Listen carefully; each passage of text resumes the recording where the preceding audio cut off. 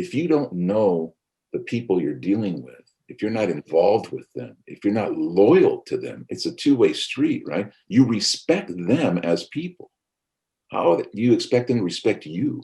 How do you expect them to be loyal to you if you're not that in reach first? As the guy that's supposedly, okay, I got the title, head football coach. That's a bunch of crock, right? We're all in this together. I mean, and again, it's the humility thing, part of it, I guess. But it's this thing is, if I'm in a warehouse and I'm your foreman, and I remember this because I was working in some stupid warehouse, right? I'm unloading the boxcar train, and this foreman was a complete jerk, right? Screaming at us to go faster, trying to meet the bottom line. He was a complete asshole, right? And I'm thinking to myself, why don't you get down with us and show us how to do it right? Yeah. Or get down with us and throw these boxes if we have to meet this certain quota, right? It's that whole concept is if you're going to lead me, then come with me, right? To me, it's like, and God, it reinforced that when I was listening to Richard Gonzalez, the idea that I'm going to lead this little group of people, and I'm going to run point. I'm the leader, and you're going to follow me, and I'm going to be willing to do the things. I'm not going to tell you to go, right? Because I can say, hey, I'm the guy that's a football coach. You go do that. Why? Because I told you to. Well, I ain't gonna fly. No, let me show you how to do it. Let me get in there. Yeah, I'm gonna throw these tires, man. We're gonna throw tires. Hey, let's go. We got a quarter to meet. Let's do it, man. Let's do it. We're gonna do it together. It's about doing it together. It's being part of the group, not part of outside of the group.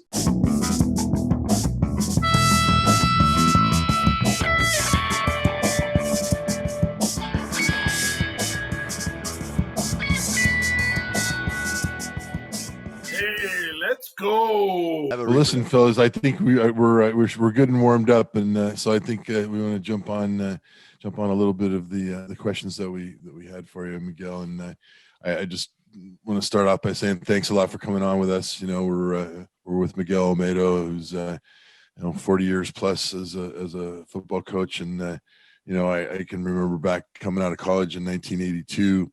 And I get the call, and John Larson says, "Hey, I want to come coach the DBs." And I'm thinking, I barely am done playing. I don't know shit. And I go over, and there's all these young guys, and with Miguel and Ricky Valenzuela and all those guys. And Coach, what years did you start coaching in 82, or what was your first year coaching? Yeah, 1980.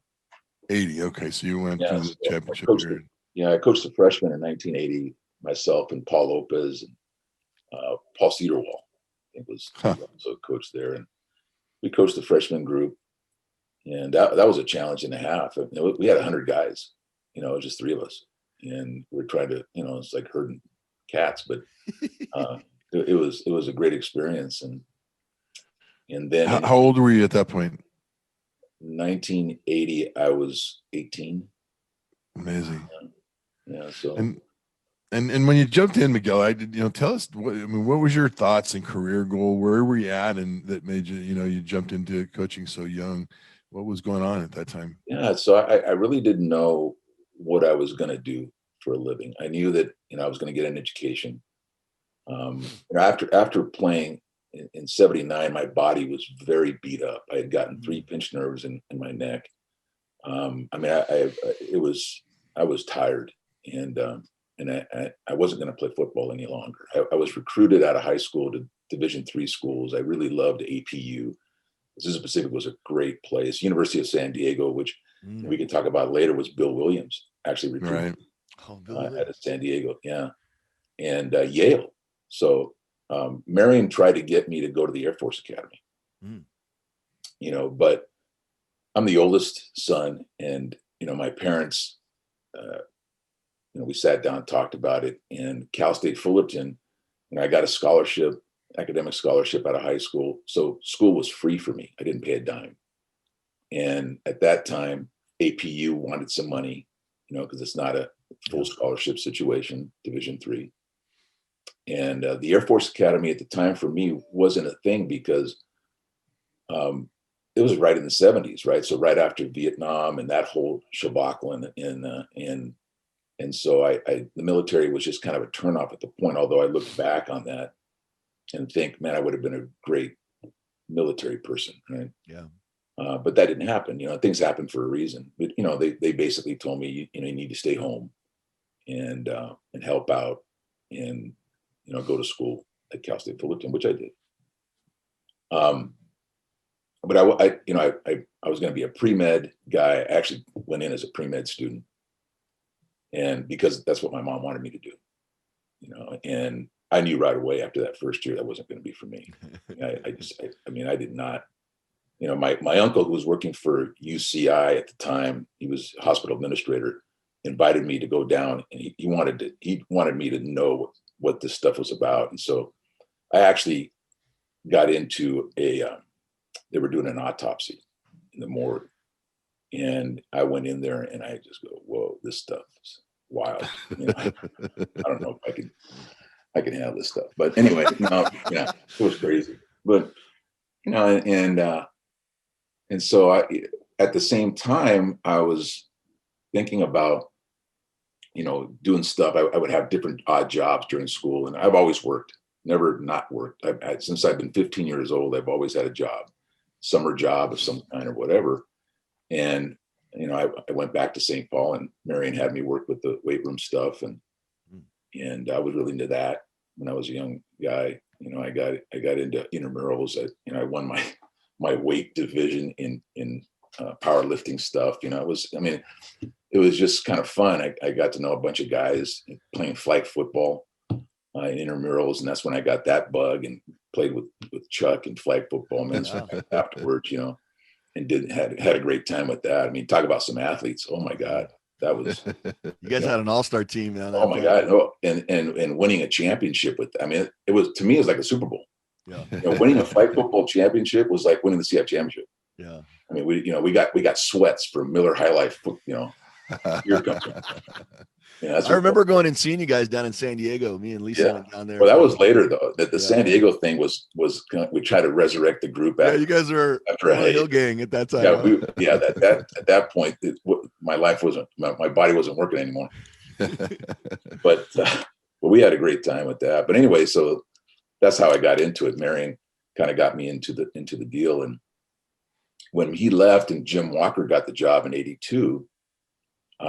He was the guy that was very influential in me getting into education. He goes, you really have to do this for a living.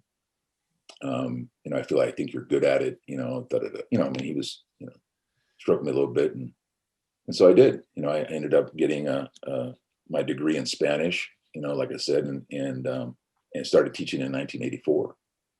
So I was just out of college, man. I was a young buck. Talk about, kind of a tough situation and not knowing really what I was doing. Yeah. But it worked out. It ended up being a lifelong thing. And well, I want to say this. I want to say this because I want my mom to hear.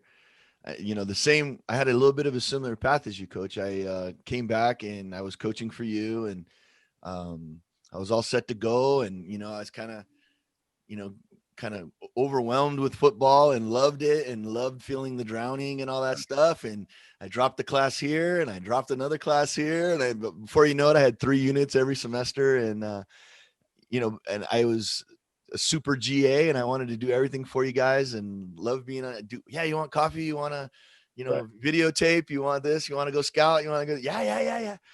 And that spring, I think I've told you this, Coach, but I wanted everybody to hear, that spring I came back all ready to go.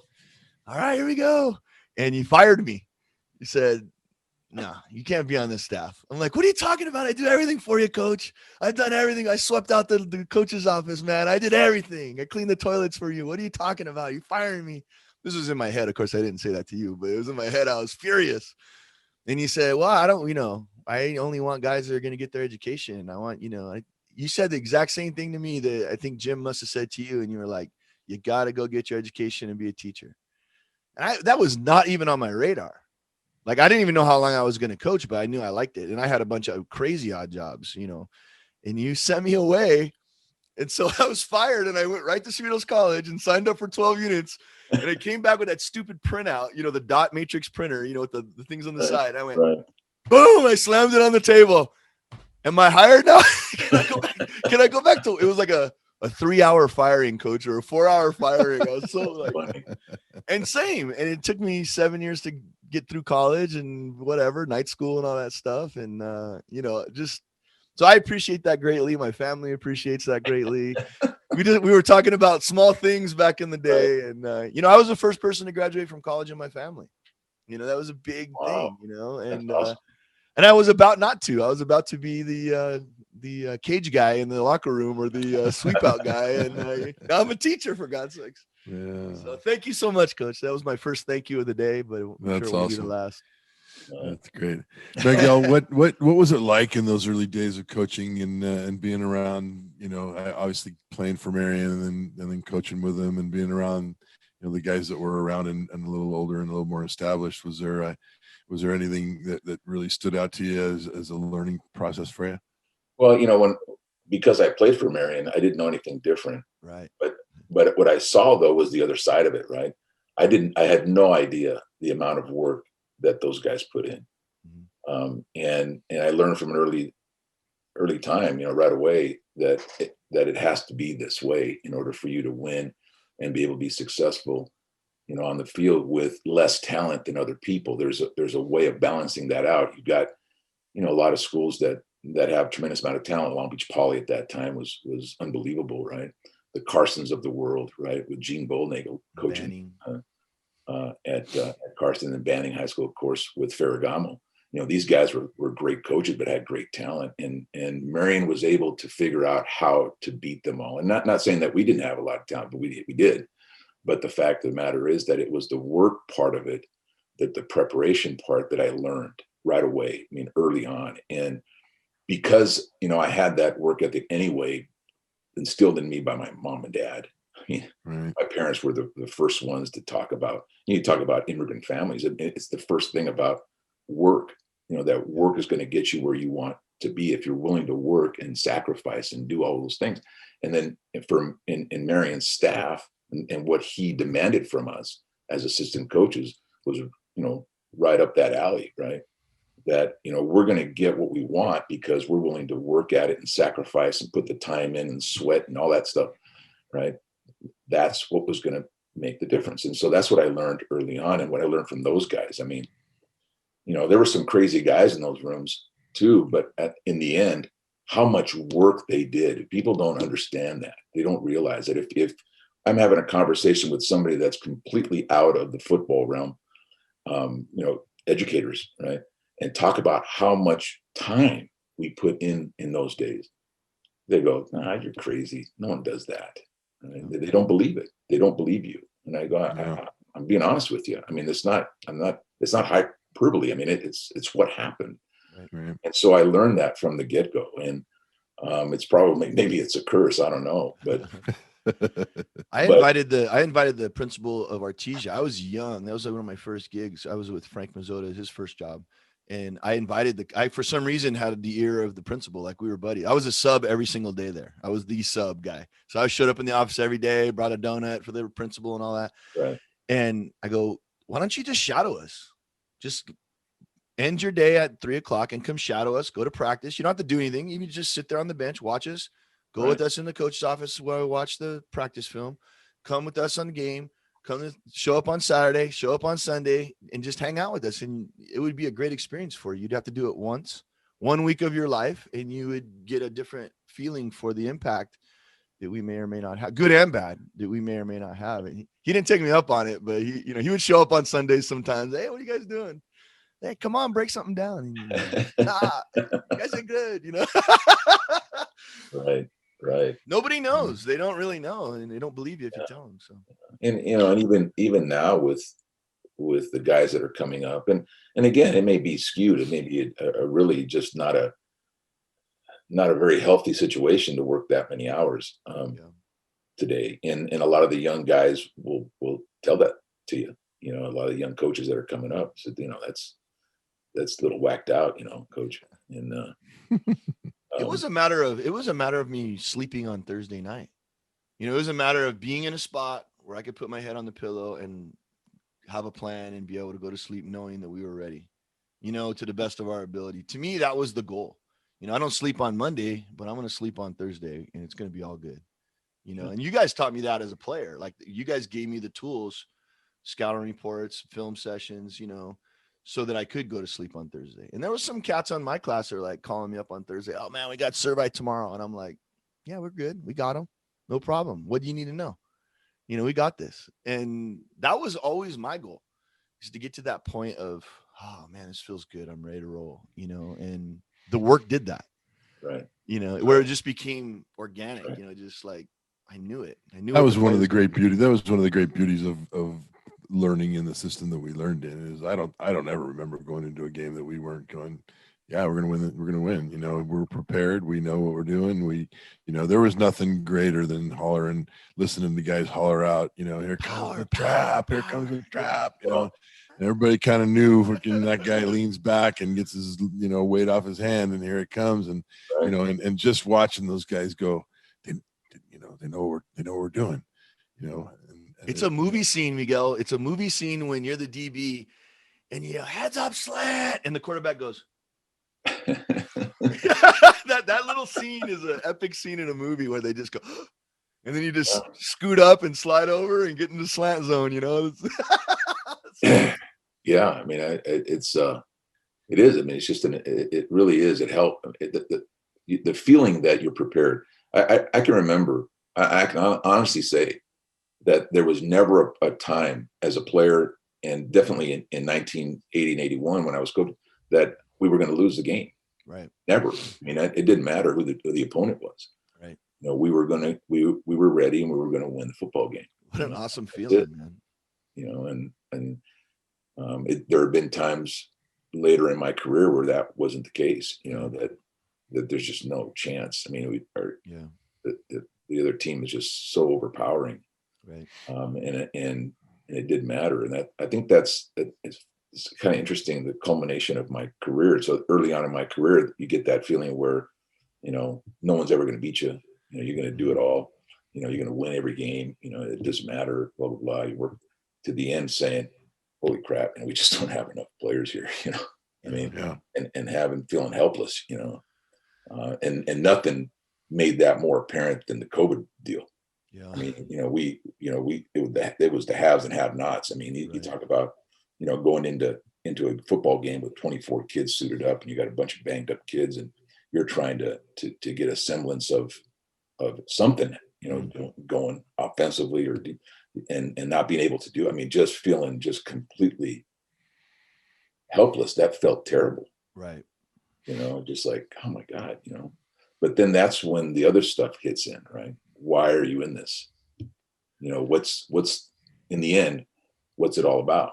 Right. Is it about the wins and losses or the scoreboard, or is it about, how you've affected some child, and the idea of a kid being able to wear, as a senior, we had 8 of the seniors left in that 24, but they were able to wear the helmet one last time. Right. And that was what the whole thing was about. It wasn't about wins and losses and feeling, and that's a thing to balance, right? Because as coaches, I mean, you're in this game because you're a competitor, man. I mean, if you're not that, you probably shouldn't be in the business. I mean, you're a competitor, right? A fierce competitor. That's right. And so the idea of, I don't care, man. This is like the Dirty Dozen. We're going to go in and we're going to hit the beaches of Normandy and we're going to get it done. But then reality sets in. You're going, Jesus Christ. The other team has 60 players, 65 players on the sideline. You got 24 little guys. Yeah. And you're just going, oh my God, Yeah, we've been one thing if there were 24 seniors, but you got 24 of all classes. Right. And but again, you got to fall back on why. What's the why? Why are you doing this?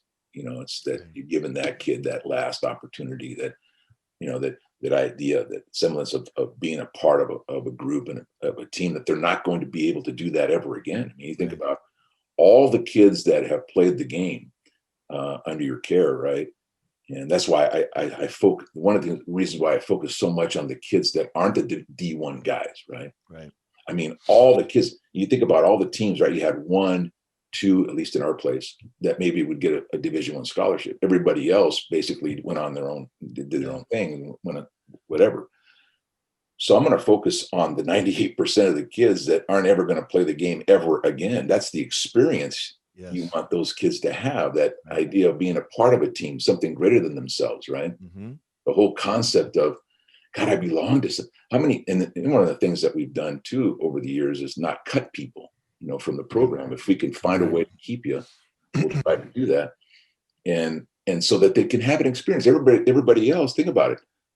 Any other sport at the high school level, in baseball, basketball, they cut you. You're not good enough. I mean, my poor son tried to play tennis on the tennis team. And I told him, I said, we can try. He had tennis lessons, all that stuff, when he was a little boy. But he wanted, because we have a really good tennis group here at Redlands. I mean, they win the CI championship every other year, it seemed like.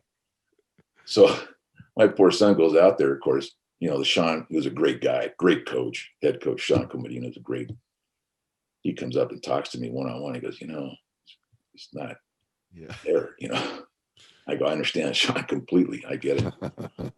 I mean, it's these club sports, right? You don't play club softball, right? Yeah. You don't play club, you're dead in the water. You're dead.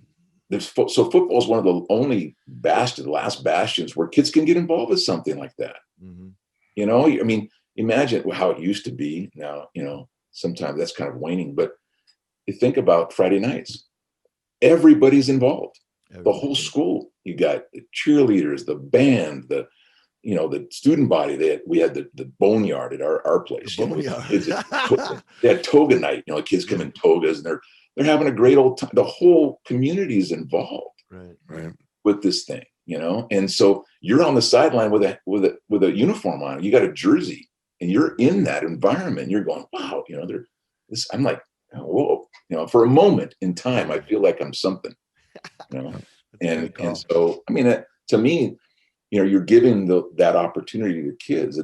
That's in the end, that's the most important piece, I think, or one of the most important pieces, is you're teaching these kids, hopefully some things they can take on in their lives, but the ability to be involved with something that it's seemingly important. I mean, we make it important, and maybe it's not in the whole realm of society and life or whatever. A bunch of billion Chinese people don't care whether you win or lose the game, or whatever happens.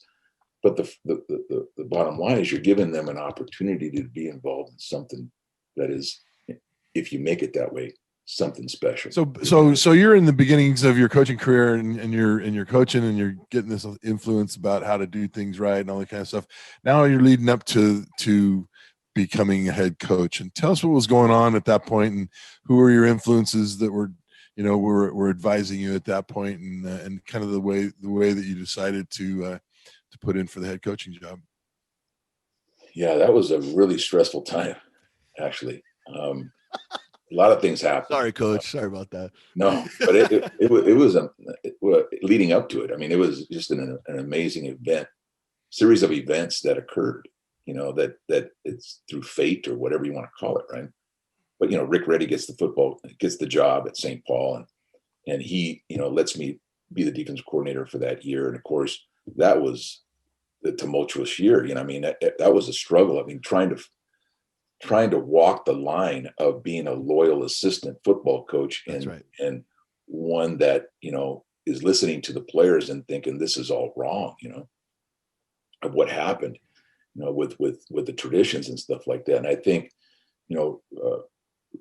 Rick Reddy and Ron Hinkie Ron Hinkie for sure, offensively speaking, was doing some things that were pretty neat offensively, sophisticated, so scheme and stuff like that, and was totally opposite of what was happening before. Yeah, just ask Loyola, Coach. Yeah, exactly, right. Put up 35 points on the Wolfpack defense. Come on. Yeah, and so crazy. At that part of it, the football part of it, I go, okay, these guys know what's going on. Mm-hmm. But the relationship part, this is what I learned in terms of learning what to do and not to do. Right. You come into a program that has such rich tradition, and not sitting down and trying to understand that tradition before you make decisions about what you're going to do is like the worst, right? It's a big mistake. And so you have that. And so I saw that happening, and I was in such turmoil. inside, because you had people like Richie Reese and those type of kids who I was really close to. They were great kids and great players and whatnot, but they're just great people. And listening to them and their concerns, and I relay those concerns to Reddy. And in fact, the night that the swords came off, we weren't around. He and his wife went in and did that like Thursday night before the game. And so Friday morning, it all was there. And I'm just going, this is not good, right? So the Loyola thing was amazing, because I thought, our kids are going to be rebellious. I mean, they're not going to play for this guy or whatever. But I don't know if it was the anger about it or what, because Richie, in talking to Rich, I mean, he was really angry. Oh, yeah. But they went out and kicked Loyola's butt. I mean, I'm like, it was a smoke show. It was amazing. I go, holy crap, wow, right? So anyway, just real quick, Coach, for the people who don't know, the sword is a sticker that they run on the helmet. It's a very unique sticker. Nobody has anything like it. It goes right down the middle of the helmet. And as players there, you spent your career trying to earn a sword to wear on your helmet, regardless of what shoes you wore, regardless of what jersey you wore, what number you wore, what sweatbands you wore. The sword was the key. And if you can get a sword when you were a sophomore, or you can get a sword when you're a junior, it was a huge deal. And it was the most unique thing probably in the United States, Coach. Would you agree? I mean, there's nothing like it. And the symbolism of the crucifix, and it was this amazing helmet. And to forget that, for that to get taken away in the dead of night was an incredibly savage thing to do. It was kind of interesting thinking about, nobody else has that, right? But there's a guy by the name of Pete De La Gardelle, and Pete was an Amat guy. And Pete got the job at an higher desert school. I want to say, I can't remember, I was at Apple Valley or somewhere up there in the high desert. Okay. And he puts the sword on their helmet. Really? Oh, yeah. I go, are you kidding me? What do you, that's not a real sword. I think it was Hesperia. We ended up playing them. And I'm going, that I didn't know that story. So Yeah. did he take him on? It was a one-shot deal or what? Yeah, and I don't remember. They got out of the league after a couple of years, but that was funny. I go, you're an Amat guy. What are you doing? Put the goofy A on there. I don't know. Yeah. Put a big H with a lance going through it. Well, I always liked the religious symbolism of it. The cross on the helmet. I was like, nobody was thinking that. Everyone thinking they're going to put the sword through somebody's heart. I was like, this is a religious deal. Special for me. Yeah. But, yeah. I mean, we got one right there. Should I show the helmet? Would that be? Anyway, that deal happened with Reddy, and that was a fiasco. And I knew that I wasn't coming back because I couldn't do it. I couldn't walk the line anymore. And something had to give. And Rick was going to hire a guy by the name of Tim Snedeker, coming in from New York. And Rick asked me, hey, could you stay on as the defensive line coach? I said, no, coach, I have to go. Yeah. And that was actually a good thing, because it booted me out of the nest. I wanted to get my credential. I knew that had to happen. And so I got that opportunity at Santa Barbara and went to work for Mike Warren. And again, one of those influential guys in my life. Mike Warren was similar to Marion in a lot of ways. And the staff that he had accumulated there at Santa Barbara for the first year was a phenomenal staff. I mean, those guys were something else. And I don't know if you know Rick Candell. Have you ever heard that name before? Of course. Yeah, Candell was the defensive coordinator. His son was the head coach at Vista Murrieta for a lot of years and won a lot of ball games down there in Vista Murrieta. Yeah. But Rick was the defense coordinator at the time. I learned a bunch from him and how hard. I mean, I thought I worked hard. That guy never slept. I don't know how he did it. He must have been on some special medication or something. He didn't have to sleep. But so I learned a lot of different things about developing program. And from Mike, even in just a small period of time that I was there, but I knew that I needed to get back. I missed home. I really did. It was just kind of one of those things. I mean, being in beautiful Santa Barbara, I love the ocean. I still go there often. The Central Coast area of California is my favorite place in the world. Right. If I could afford a spot in San Simeon area, Cambria, I would live there, but Right. obviously there's no way. But so anyway, so I go up there and I finish that year and get my credential. And the other thing too is that I got a chance to visit other places. I scouted for the most part. One of the problems I had, it was kind of a bad situation, sort of. The director of the credential program went to Mike Warren and said, "Hey, this guy can't be involved completely during the week. There's a lot of things that have to happen after hours that he needs to be at in order to get his credential." And so Mike talked to me about it and asked me, "What do you want to do?" I said, "Well, I got to get my credential. That's the one thing I got to do, to better my life. There's no way." And so after camp, I ended up being kind of their scout guy. And so I drove down and scouted all the D3. I mean, it was amazing. It was an amazing education and experience in and of itself, seeing other people and seeing how other people are doing stuff, and, offenses all over the place, incredible stuff that I got to see that year. So that was a great experience and a great education. And then going back and being with those guys at night, watching film, and doing those kinds of things, and not actually be involved with the coaching. But when I coached the camp, I coached the outside linebackers. That was a great experience, because I never thought that. I mean, here you have a group of guys. Okay, number one is they got to get into Santa Barbara. Yeah. Right. It's not a scholarship thing. It's Division III. So they're smart, right? They're totally committed. I mean, there's the motivation about playing is about the game. It's not about anything else. We're not going to get a pro contract out of this. We're playing for the sole purpose of playing football because we love the game. Right. And for me, it was the easiest coaching job I ever done. Mm-hmm. It was easy. I go, you got to be kidding me. And it's like, you tell me, hey, you got to shut down the guy, lock down, you squeeze it, and they do it the first time. Curled a flat, head on a swivel. Yeah. No problem, coach. I got to tell this story, okay, because I'm there it was the night before we were going to go out to practice. And I am scared to death. I don't know anybody. I don't know a soul.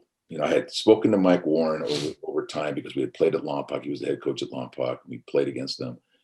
And we had talked a couple of times, and that was the guy I corresponded with. I didn't know anybody. I walk into the deal, and they think I'm a player. I'm that young, right? They think I'm a player checking in. I go, no, I'm a coach. So I'm in this bunk bed, okay, in Santa Barbara in August. It's freezing cold, right? I had no idea. It's cold. And so I put on my sweats, and I'm in like no man's, I'm in this weird world. It's a twilight zone. I am scared to death about this whole thing. I don't know what I'm beside myself, right? I have this just huge anxiety. It was kind of the first time I ever really felt that kind of anxiety, right? Almost to the point of stage fright.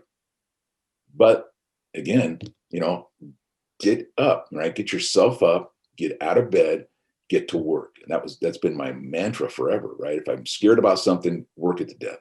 Right. And so I get out of bed, I get to the field, and we're out there in practice. And I've seen these guys are some great athletes, I mean, I was shocked the athleticism of these guys. And so we're teaching tackling first time out. They're in pads.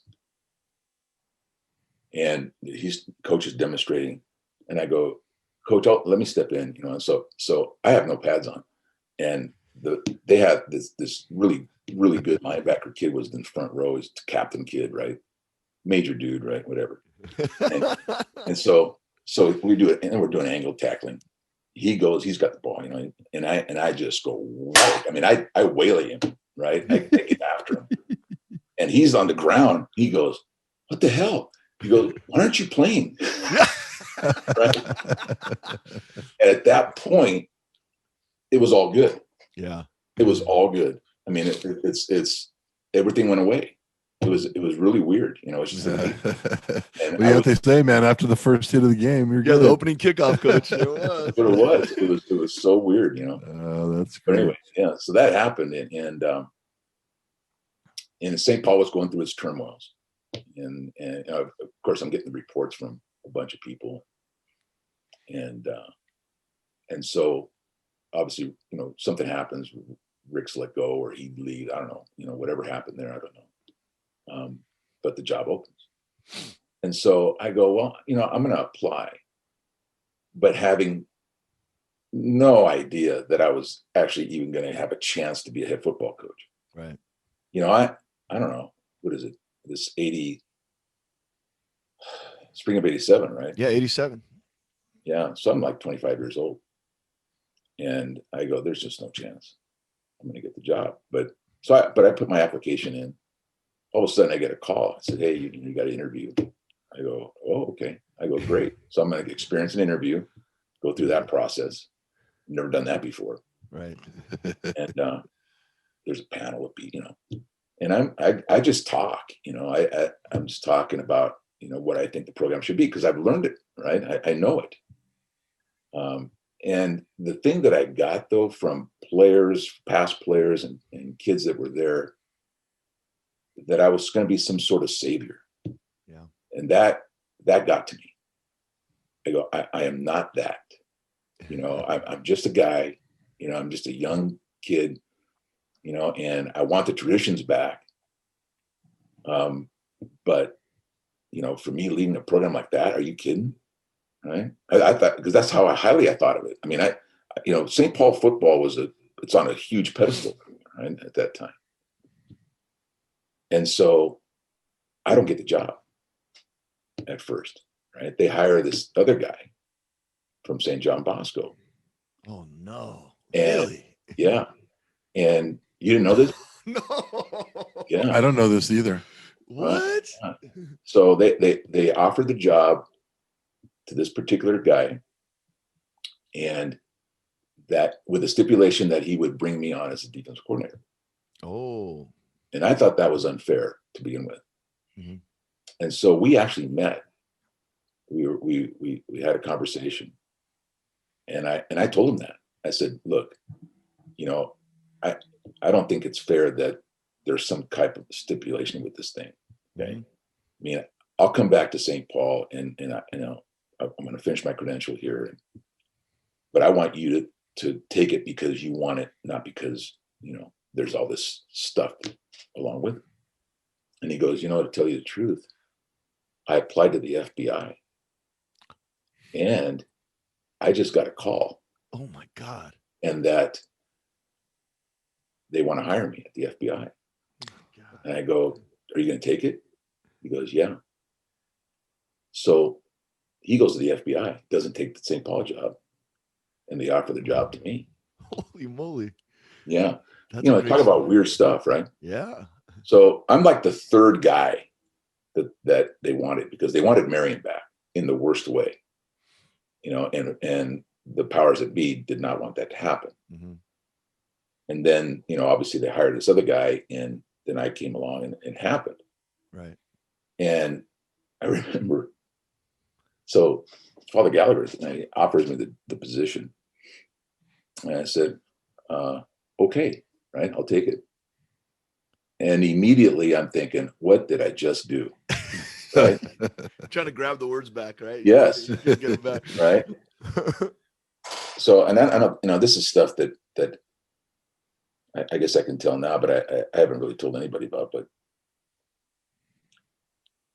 I went home and I just sat there. The same type of feeling that when I was at Santa Barbara came again.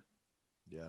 So I've had these two feelings within, you know, less than a year from each other. I mean, I'm like, I could not eat or sleep for a week. Wow. I mean, I had so much anxiety because here I am, I'm 24, you know, whatever it was, 24, 25. And I've got this huge thing on my, I mean, that's how it was like it was like Atlas. I'm Dwight D. Eisenhower ready to send these guys out, you know, to fight, you know, Normandy, the Nazis, right? And trying to figure out what the hell am I going to do? You know, I don't know anything. You know, I'm just like, I'm beside myself. So I actually go back to Father Gallagher. I said, to his benefit, his credit, I go, Father, I don't think I'm your man. I think you should go back and hire Marion Ansich, because he's the only guy that's going to resurrect this program and bring it back where it should be. And Father Gallagher said, absolutely not. You said yes, you do it. Right on. Right, right on. I go, okay. Thanks. That's when I go, okay, what am I going to do? I need help, right? I need some guys that can help me do this. And the first guy that came to my mind is Chuck Willig. I go, Chuck is the first guy that I got to talk to, because, I mean, you got to understand this, okay? So Chuck's a year older than me. He was a senior when I was a junior. And the one thing that I can remember in our playing days was that Chuck was the smartest guy on that field. He was behind me all the time, and he would tell me, hey, power's coming, or this is coming, the toss, or watch all the time. Right. And I remembered that. I go, this guy, how does he know this? Right. As a player. I mean, how can, because I watched film too, but I didn't get that. I didn't get that concept yet. And Chuck did. I go, and we were friends. I mean, we played on this flag football team together. So I've known him, we coached together with Jim, I think it was 82 or was it? Yeah. Mm-hmm. And so, obviously had been in touch, and Chuck was working for a bank, right? Which I didn't see it. I go, he's in a suit, right? I would go visit you. I don't know if you remember. I'd go up. Yeah, absolutely. Uptown Whittier. Yeah, Uptown Whittier. So which he tells a story about him being with his boss and all that stuff. That was kind of weird. But again, it's all fate, right? I mean, So he was in transition, and there was an opportunity, and it opened, and we got to work. And my whole thing was, I don't know very much, and I knew that of myself. I didn't try to hide that. I wasn't pretending. I knew defense really well. I'm an organized person. One of the things that I do really, really well in my life is I'm very organized, and I know how to work, right? I learned that early on.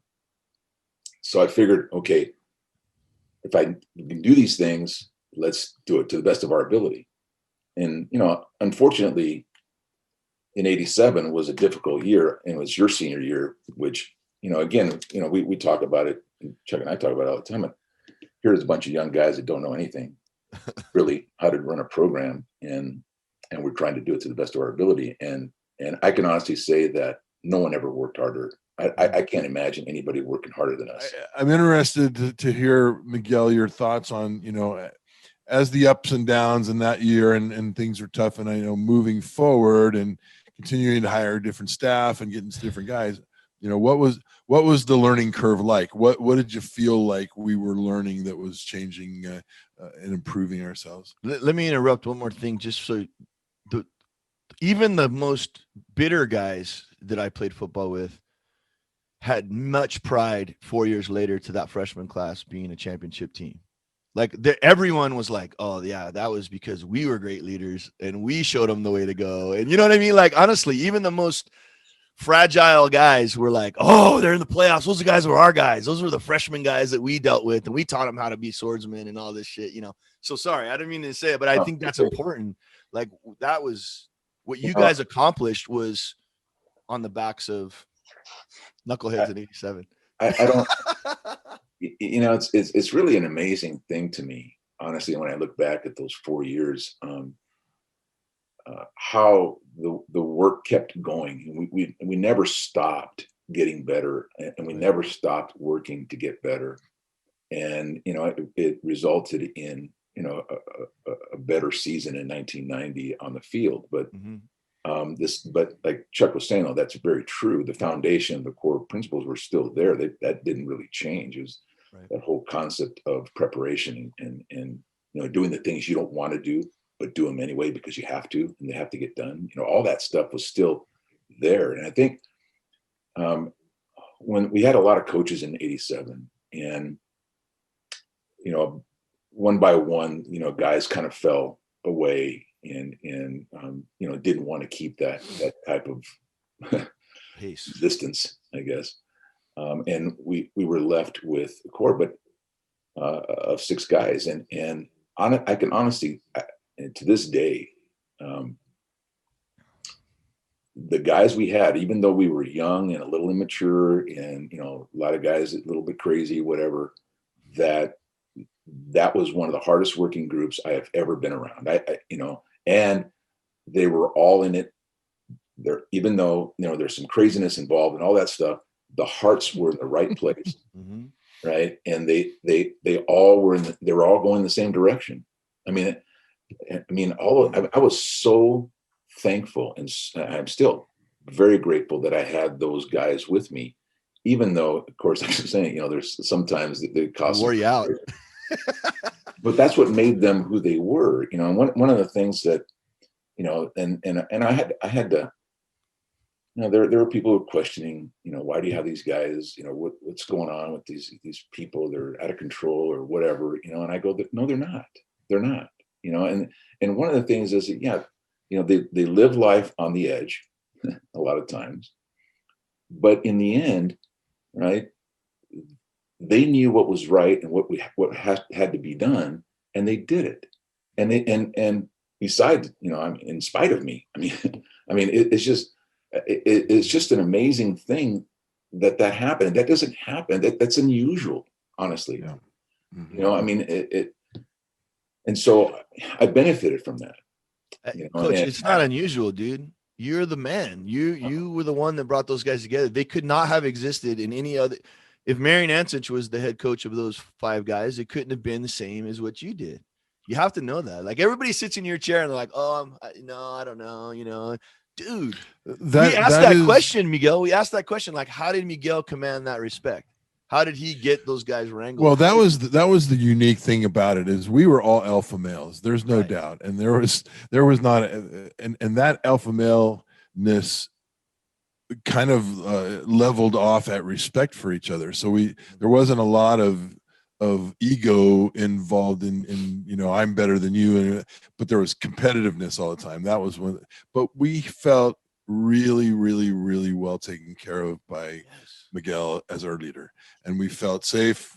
It was like the stabilizing factor, and I won't say we always thought about how Miguel felt about things, because we did some shit that would contradict my but that was the beauty of it. There was this synergy in the competitiveness and the alpha maleness that we had, and yet there was a real serious example of how to be a good man, Miguel, that you set for us, that again, whether we did the right thing all the time or not, there was a certain loyalty and a certain responsibility to that leadership that you had for us, that again, I think it kept us just in a place where we were productive and we cared enough to continue to work. Sweet spot. Yeah. There were some dudes, this we're not talking about, Leonard Mora and Sergio Villasenors and guys that, take a deep breath. Bobby Sierras and, it just is, there's no doubt. It was interesting, to say the least. But honestly, I love those guys. Every one of those guys brought something to the table. And one of the things that I try to do really hard in my life, is I never want to judge people's lives. They are who they are. Everybody makes mistakes. We're all human. We do things sometimes, probably we shouldn't do, make bad choices, do whatever. But in the end, we're all human beings. In the end, to me, there's something of value that you see in somebody, and each one of those guys. My God, like Sergio Villasenor, you talk about a guy, who played for Pat Dye at Wyoming. Pat Dye, no one knows that guy was crazy.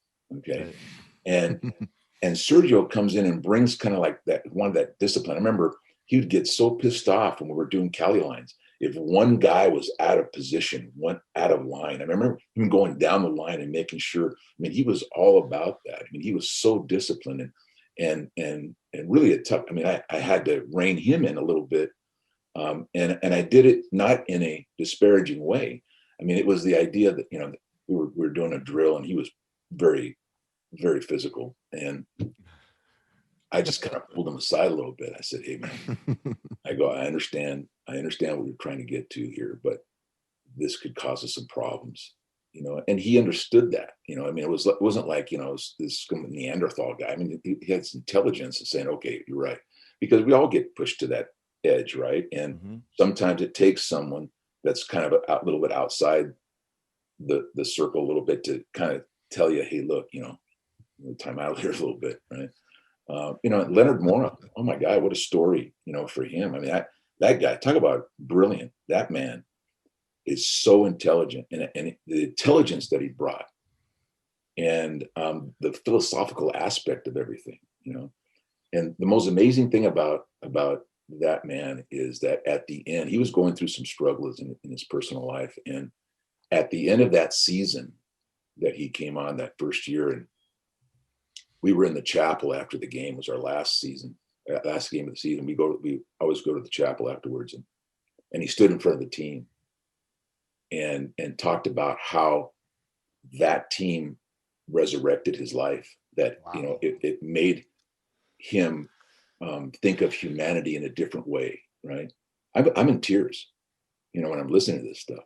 I go, oh my God, I mean, all of those things people don't see. They just see the outs, they see the stuff that happens. To me, it's like social media, right? It's the tidbits that they don't get into the folks, how they really are. Right. And if you don't do that, especially if you're working with people, like, in a day-to-day basis in a confined little area, day in and day out, if you're not involved with them, as a person that's supposed to be a leader or someone that's in charge, I guess, if you're not involved with them and understand who they are inside, you're in trouble. They're not going to respect you. They're not going to go your way. If that, to me, I'm looking at the leadership in the world, right? In our own, in a big picture thing. You talk about the president of the United States or whatever, right? All these people that are supposedly trying to lead a citizenship, and think about the qualities of leadership. I go, how do you make these decisions not really knowing, if you don't know the people you're dealing with, if you're not involved with them, if you're not loyal to them, it's a two-way street, right? You respect them as people. How do you expect them to respect you? How do you expect them to be loyal to you if you're not that in reach first, as the guy that's supposedly, okay, I got the title, head football coach. That's a bunch of crock, right? We're all in this together. I mean, and again, it's the humility thing, part of it, I guess. But it's this thing is, if I'm in a warehouse and I'm your foreman, and I remember this because I was working in some stupid warehouse, right? I'm unloading the boxcar train. Yeah. And this foreman was a complete jerk, right? Screaming at us to go faster, trying to meet the bottom line. He was a complete asshole. Right. And I'm thinking to myself, why don't you get down with us and show us how to do it right? Yeah. Or get down with us and throw these boxes if we have to meet this certain quota. Right. It's that whole concept is if you're going to lead me, then come with me. Right. To me, it's like, it reinforced that when I was listening to Richard Gonzalez, the idea that, I'm going to lead this little group of people and I'm going to run point. I'm the leader and you're going to follow me. And I'm going to be willing to do the things. I'm not going to tell you to go. Right. Because I can say, hey, I'm the guy that's a football coach. You go do that. Why? Because I told you to. Well, I ain't going to fly. No, let me show you how to do it. Let me get in there. Yeah, I'm going to throw these tires, man. We're going to throw tires. Hey, let's go. We got a quarter to meet. Let's do it, man. Let's do it. We're going to do it together. It's about doing it together. It's being part of the group, not part of outside of the group. I'll tell you one of the biggest thing that was, I think, I don't know who started this, but the coach's corner deal. I thought that on a Wednesday night was invaluable because it gave everybody a chance to talk, and kind of outside the office, right? Being able to talk about whatever, just getting to know each other a little better, or to come out and say things that are bothering us and giving that opportunity to say something. Hey, something's on your mind, something's getting at you, something's festering, get it out. right? Before it gets bad and we explode. That was a great deal. And I continued that in Redlands. We would get together Wednesday nights at my house. So cool. And do that. There were a couple of young guys that were on the staff from the University of Redlands that came on staff, great guys. They're still teachers today. We would be Wednesday night now, 3:00 in the morning. We'd be talking about everything, about life, and so those are the kind of things that I think are important. And for whatever reason, I mean, I am grateful. I during that time, I didn't know I didn't know if that was what to do or whatever. I mean, I thought that was important, and they went along with it. And you talk about the guys that we had on that staff, that 1990 staff, I think are one of the most brilliant guys. Not only did they work hard, they knew how to coach their guys. And that was the other piece too. It's like, you got these guys, you go make them better. I don't care for you to introduce cover 21, How are you going to be able to, this is our structure. How are you going to be able to get your guys to play at a high level and figure that out? Right. And they did. Oh my God. Big time. And the competition in practice, that was another thing that was, I think, different or got better through the 4 years is the competitiveness within practice itself. Mm-hmm. We're going to, every day was a break. You talk about SC, right? And Pete Carroll and Competition Tuesday. Hell, we were doing that every day. I mean, it was a competition, and Wednesday night was a crescendo of that competition. I mean, it was all balls out. And one of the things that I wanted to get across too with everybody, and I'm hoping that you come along with this, right?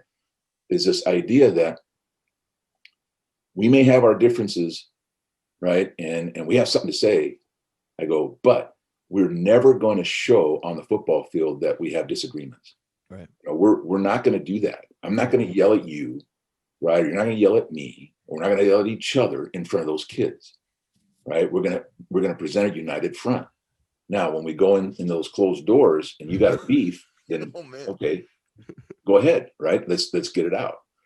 I'll never forget. And Bobby and Edmund and Edmund took it seriously. Yeah, and it got bad one day, and I'm on the phone with a reporter, I think, and those two guys come in and they're hot. It was especially competitive practice, and one-on-ones, huh? One-on-ones. And there was a big table in the coach's office there. I'm on the phone in the corner, and all of a sudden they go at it right in the room, and it was like the bull in China cabinet deal, right? And I'm just like trying to carry on coverage, and I'm not freaking out at all. Honestly, it was like I wasn't freaked out. It was weird, I thought this is okay. It was like one of those deals. And so I'm on the phone. I go, hey, you know what? I really need to hang up at this point. If you can, just like that, right? And he goes, okay, right. Edmund goes storming out. He says he's going to quit. I'm done. Da, da, da, da, da. And Bobby looks at me, and I go, Bobby. You go back right now, go get Edmund, say you're sorry, whatever you did, I don't care, and get him back. Okay, we really need him, right? Coach, I'm over in the corner, the opposite corner, like this. Yeah. Stuff's flying all over the place, and I'm just going, oh shit. But Chuck's on the other side of the room going, what the heck? But it was just one of those deals, and of course they made up, and everything was great. And I'm sure they're great friends today, but it meant that much to him, right? I mean, yeah, that meant that much. Yeah, that was the competitive nature of them, right, and all of us, right, at the time, and it was that we refused to lose. We refused that, and we refused to be disrespected. That was the other piece too, right? We refused that, and having that in the staff itself, in that room. Was really an unbelievable experience, and again, living life on the edge a lot of times, but it paid off on the field, week in and week out. It was the best example of each individual group having a huge identity.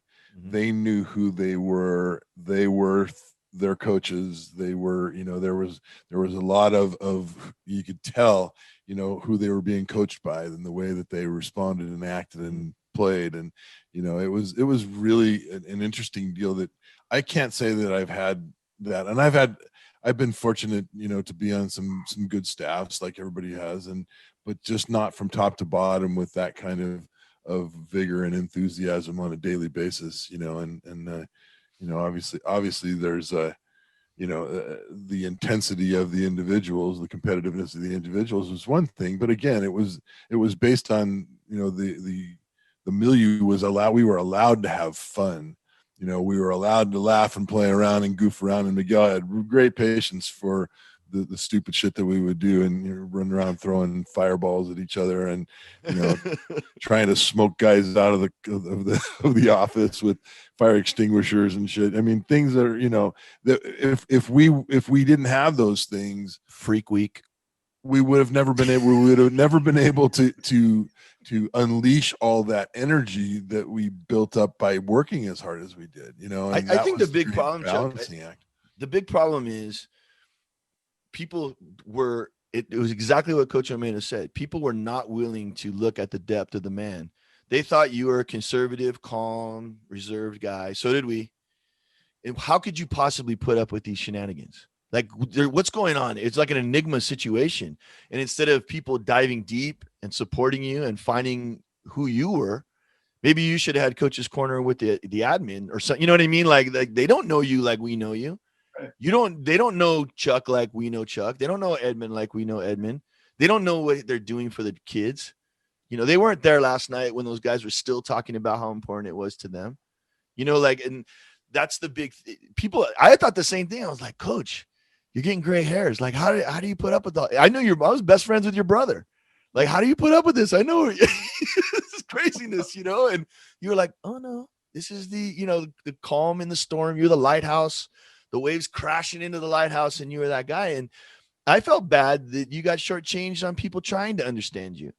Maybe people didn't understand Marion, but they sure could have fixed that by understanding you better and supporting you better.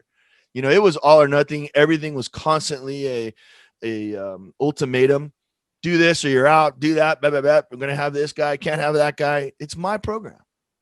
And nobody ever gave you that. And as far as I could tell from being the fly on the wall, no one ever gave you that, as far as I'm concerned, respect to do your job and trusted you. Clearly, they questioned you enough that trust was in play. I don't know if you feel that way, but I do. I didn't like the way they treated you.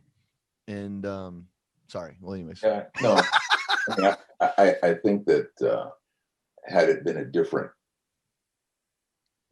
experience in that respect with the administration and whatnot, maybe I'd still be there. Yeah. I don't know. I don't know. But I mean, like I think I heard it in your podcast before about how things were meant to happen. Your life is, on a path, and that path is made for you. It's set, and we make decisions, we make choices in our paths, and we have that freedom. But in the end, it's what was meant to be. Miguel, let me ask you because I wanted to get your perspective. Being in the Angeles League and being in coaching against, even at as you went on to Redlands and coached against some major programs. Your opponents were top of the heap. The Mater Deis, the Amats, the Loyolas and Fontanas and stuff. What can you say looking back on that and how that influenced and helped your growth and that kind of stuff? Yeah, it's that, it's that the idea of never stop learning, right? I mean, there's so much you take away from the guys that you competed against. Oh my God, over the years, guys that I wanted to go listen to at clinics, there were high school coaches that I thought these guys are the stuff, right? Right. And they know what they're doing, etc. But yeah, that's a learning experience in and of itself. I mean, you compete at the highest level. One of the reasons why I went to Redlands with Jim, brought me there, but it was Division I again. It was playing at the top level. And as a competitor, you wanted to compete against the best and just kind of see where your mettle is. And is that Citrus Belt League, Coach? Is that what it's called? yeah, God, there's a lot of pride in that league. A lot of pride. People don't realize that, you got Fontana and Eisenhower during the 90s. Oh, man. Those are the two premier programs in the 90s. The level of coaching on those staffs was phenomenal. And we got and it's funny because Dick Brook, who's another influential guy in my life, he again, we competed against each other, but I actually got a chance to work with him one spring. How much we competed against each other across the field, and me learning, damn, that guy, he always had that one thing, that one up, one more card, learning, and we'd have conversations afterwards. But I'll never forget, that whole story about after in 90 when we played them and they were really good and we should have won the football game. We messed it up in the fourth quarter. And I was so disappointed. And they had a pool and I jumped in the pool and swam a couple laps just to cool off. Well, let me just take us back for a couple of seconds, because from our perspective, it was, again, a little bit out of character for Miguel, but also such a moving few minutes of life to watch you look at us all stood there like you wanted to say something and there was nothing, no words, and you turned around and took off your clothes and dove in that pool, swam to the end, swam back, got back out, and dripping wet, put your gray slacks back on and your shirt back on, and all right, let's go. And we all walked out of that place with a little bit of relief by that, because we were ready, we were fit to be tied. We didn't know what to do, we didn't know what to say, and it was such a moment of again, I still look at it as this great moment of leadership, where you just took all the weight off of us and took that, again, did that thing that made us all kind of go, okay, Miguel just did it, what we all wanted to do. And so anyway, Gary Meek at the end of the game, 90 game, said, hey, you're still young, right? You got a lot of football ahead of you. Good things are going to happen. It was very gracious. Yeah. And then seeing him in 96, we beat him 6-0, right? We shut them up on a rainy night. And he's sitting up on a bench up at the top. We'd have to go up a little hill to get to I don't know if you remember where you are, but you go up a hill and the locker room's up there, and he's sitting down on the bench and he's just distraught. It's like this, and I sat next to him, and I just wanted to let him know how much I respected him as a football coach and how much he's taught me, as a young coach, and that you'll always be one of the very, very best doing this job, and I hope that he appreciated it. I think he did, but I felt that, I felt that way about him and his program, his staff. It's so funny, Miguel. We got to sit with when I was at St. Anthony's. We did a deal where Dave Radford would have all the coaches from the Moore League at his house on Wednesday night. Was it Wednesday or something? And we would go over there. And one of the coolest things was Jerry Josso had, Willie, and he'd go into the St. Paul deal and he'd go, hey, you guys don't understand. Those guys, if they had 2 or 3 more guys that we had, we'd never beat those guys. And he, would talked about us trying to freaking run the power at Willie McGinnis, in the playoffs that year. And, and it's like, and I was like, yeah, shit, coach, because we tried to run away from Willie McGinnis and he caught us from behind. It was I'll never forget that night. Okay. So it's at Long Beach Wilson High School. Yeah. So I'm out there with the Egyptian crew. Remember the Egyptian crew? They would set up the scaffolding. Yeah. And so I'm out there, everybody else in the locker room. And here's this guy jogging around the field with his shirt off. And it's like this physical specimen. I didn't see anything like that, it's like, and he runs by and he kind of nods his head. And I go, holy shit, that's Willie McGinnis. And I look at the guy, I go, You see Nick that? Foster. I was kind of like, oh my God, that kid cannot be in high school. No, There's no way. What a physical specimen. I mean, you think about throughout the years, right? All the guys we played against. That's why I thought the all opponent team was the all opponent thing that we had for the banquet was so cool, right. because you had the gathering of the best athletes in Southern California, or in your gym, whatever, your banquet, your gym, right?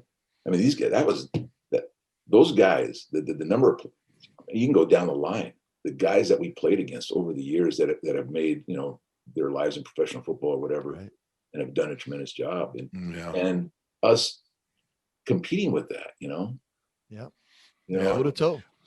Yeah. Getting to talk to guys that were in that room as the all opponent team, a couple guys from Servite that I got to talk to down the road, and the Los Altos guys, and some of those guys that over the years, and they were like, we thought you guys were crazy, inviting us to your gym, and we thought, it was going to be an ugly deal, and you guys were going to talk shit to us, and and stuff. And Ambush. we went It's an ambush, coach. well, we're tough guys, and we wanted to go, and it was it was the most classy thing we've ever been involved with, that they would honor us like that at the banquet. And he goes, from that point on, and even the Los Altos guys said, from that point on, we thought differently of you guys. We just thought you were a bunch of Catholic jerk-offs, and they didn't have a lot of, they didn't understand that. I mean, they were public school guys, so of course they thought, that there was a difference. But to see that, what a great deal that was.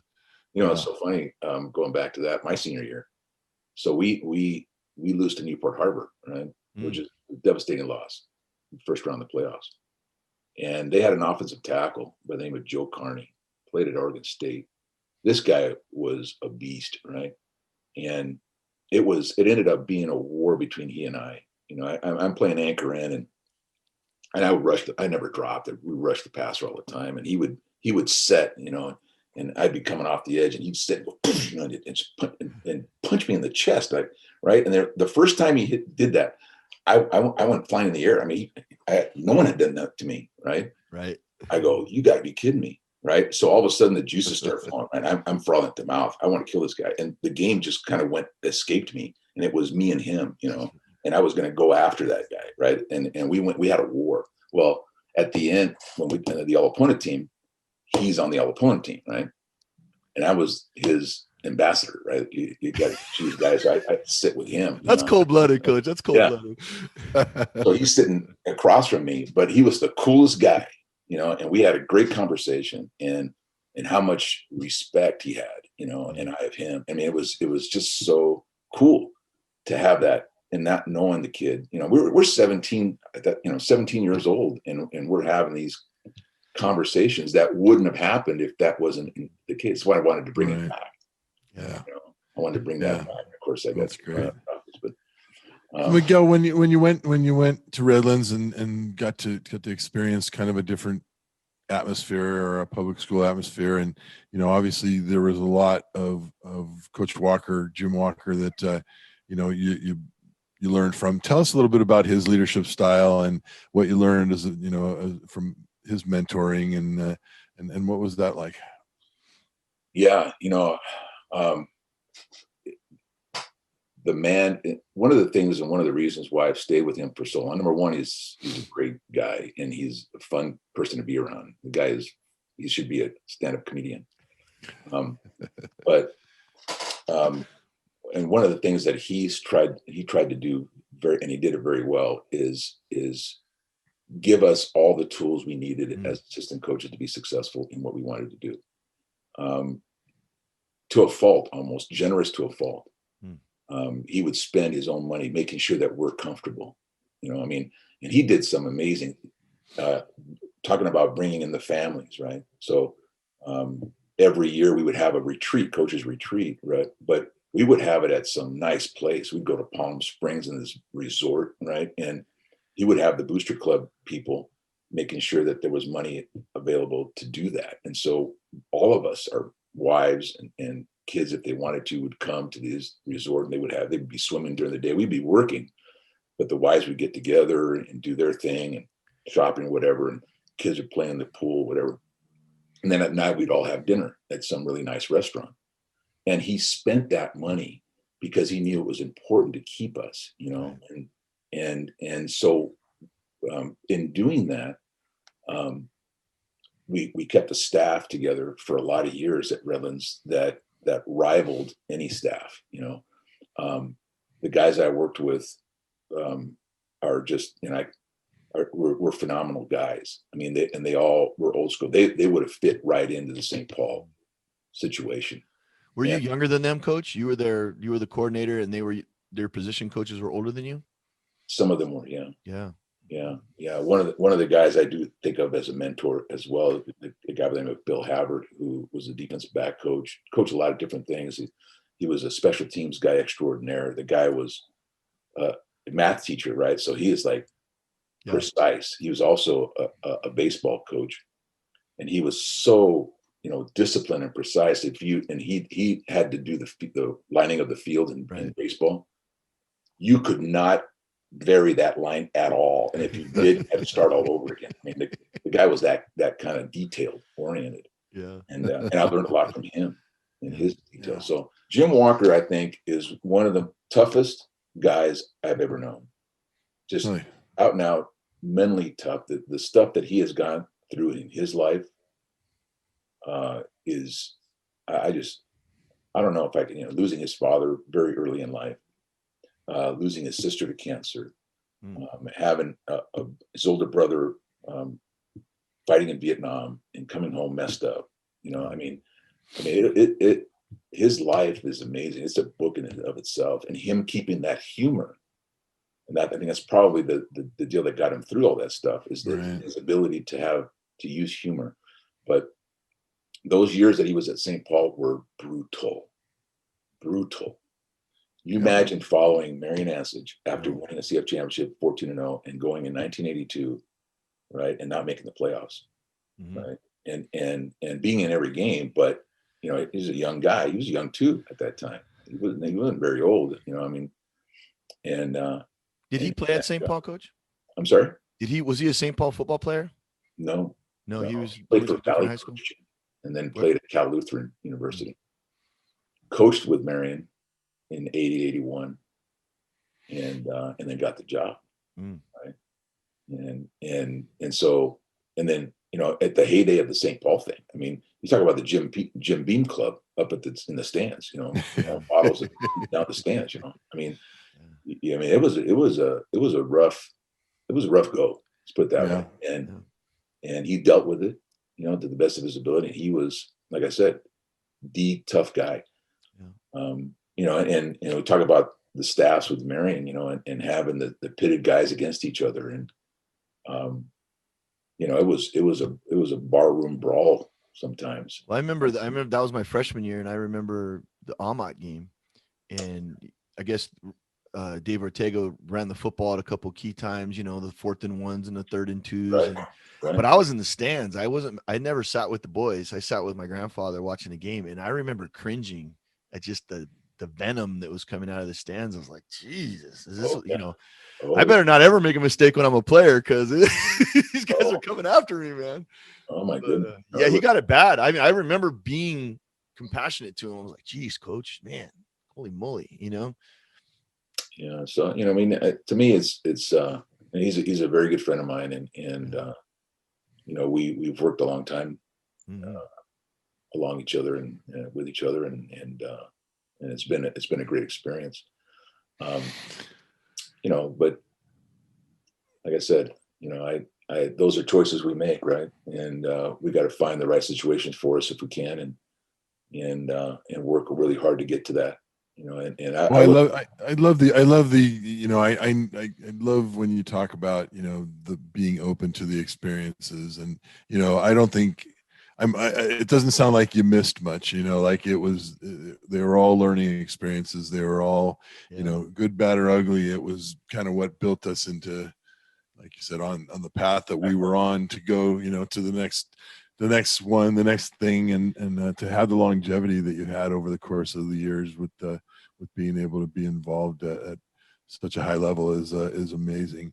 Tell me a little bit about, coaching in the year of COVID.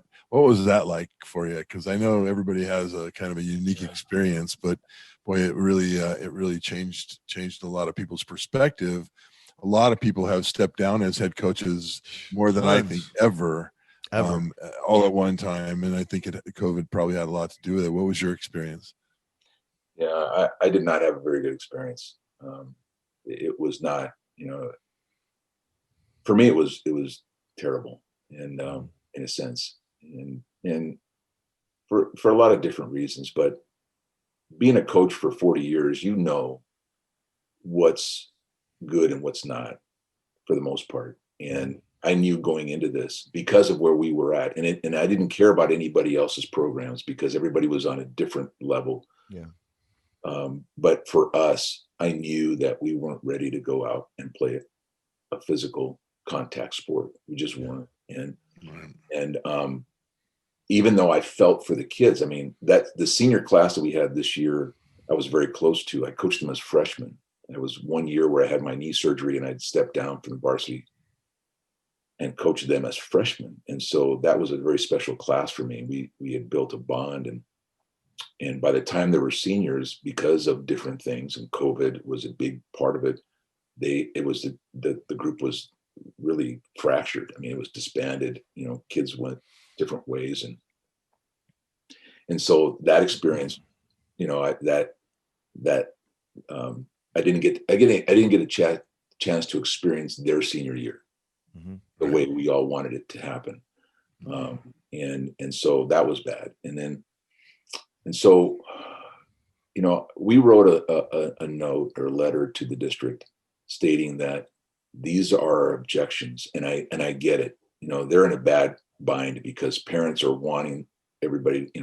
There are parents who want this, other parents don't. They're in the middle of this whole mess, and we wrote a letter, 2 pages really, about the problems that we see going forward. And for me, it was the issue of injuries. I go, we're putting these kids in a bad situation, in a precarious situation, in a contact sport. It's not like playing tennis, right? We're playing football here. And there are going to be other programs probably that are going to be more advanced than we are because they've been able to be in the weight room, or they've been able to do things that we definitely did not. We were practicing 2 days a week. And it was a limited group of guys, a lot of opt-out people. And we ended up with 24 kids in the end, and trying to play the last game there. And, it was a miserable experience, like I said. And in the end, I was thankful for the seniors, the 8 kids that got a chance to play and have that uniform on for the last time. Those are the diehard kids that loved the game, loved the team, wanted to be a chance to do it one last time. Because most of those kids aren't going to play football past. Well, none of them are. Maybe one will be a Division III kid, but they got that chance, and I was grateful for that. At the same time, I'm looking at the guys that got hurt through those 5 weeks, and I'm thinking, wow, would they have gotten? Maybe they would have. I don't know. But anyway, that was, that letter was met with resistance, and we were basically made to do it. And I had a choice, and the principal actually talked to me, and she was, I don't blame you if you opt out, if you don't do this. And I go, I can't not do this. I mean, the senior class, I owe them, I guess, to do the best I can to get them prepared to do this. And so I didn't want to walk away from that, but I had the opportunity to walk away, and no one would have said anything. But at the same time, I just didn't want to leave them hanging. Wow. But it was not good. And I just felt that, again, we have a lot of folks that made decisions on things there were knee-jerk decisions, or to me, the leadership sometimes was waning. And I know that it was a situation too that no one knew. I mean, no one knew anything about what was happening. I mean, it was just, it was terrible that way. And so it was a perfect storm of, just a terrible time. And I'm glad I hope, knock on wood, that it's behind us. But Yeah, it seemed to decimate a lot of freshman programs too. A lot of kids that never showed up, that never have been on campus, that don't, didn't connect and bond, and it tend to pull some guys that that'll come out after school starts, and all of a sudden there's some kids that want to play, and none of that seemed to happen. And so it's really going to be a rebuilding process for a lot of schools, it looks like, and it'll be interesting. There's been a lot of talk, and we've had different conversations. We've had some guys on. I don't know if you know who Aram Taligian is, and the guy that came on and talked, sports writer guy, and he talked a lot about the current state of the future of high school football, and how 7-on-7 teams and the club teams. Did you have any experience with that at Redlands, where guys were going off and playing on 7-on-7 teams? Or that the club stuff could stay because it makes financial sense for the public high schools. Mm-hmm. In terms of how expensive it is, I mean, you talk about the cost of a helmet. I mean, it's just ridiculous, right? And the cost of insurance, and all the things that are plaguing public schools. I can see it. I can see it happening where the public school says, we're going to shut down, much like the state schools did, right? All the Cal State systems that dropped football because of the same issues. I can see it happening. Maybe there are a lot of folks that feel they're going to fight tooth and nail for that not to happen. There are a lot of coaches out there that are going to fight it, but I can see where the club thing takes root. I mean, look at all the other sports too that have club. I mean, softball, for crying out loud. Yeah. Why kids are playing high school, and then they still want to play. To me, there's still that feeling of neighborhood kids wanting to play with their neighborhoods. The community thing. You're not playing with guys from all over the place. Right. You're playing with the public school system was built on that, right? That you played within your community. There's kids that are growing up K through 12. You grew up with these kids, and you're going to do everything with these kids. It becomes a community, right? Mm-hmm. Right. Build a community to help each other. That's the whole bonding thing about neighborhoods, and being together throughout your entire lives, and having those friendships and building those things forever. Right? They're like family. Mm-hmm. Well, when you do the club thing, it's basically lost, right? Yeah. All over the place. It's kind of an interesting thought. I'd heard about Santa Margarita High School, right? So Mater Dei and Bosco basically have went the route of, we're going to get the best players in Southern California, kind of the IMG Academy type of thing. And I had heard from the principal or somebody who's in charge in Santa Margarita, feeling that they don't want to do that. They don't want to be that way because it does away with that alumni base, that idea that, it's Santa Margarita High, it's St. Paul High School, you're St. Paul people. So you're willing to come back and support the school financially or whatnot. Whereas opposed to, if you got a guy, for example, Mater Dei took a couple of kids from Rancho Cucamonga High School.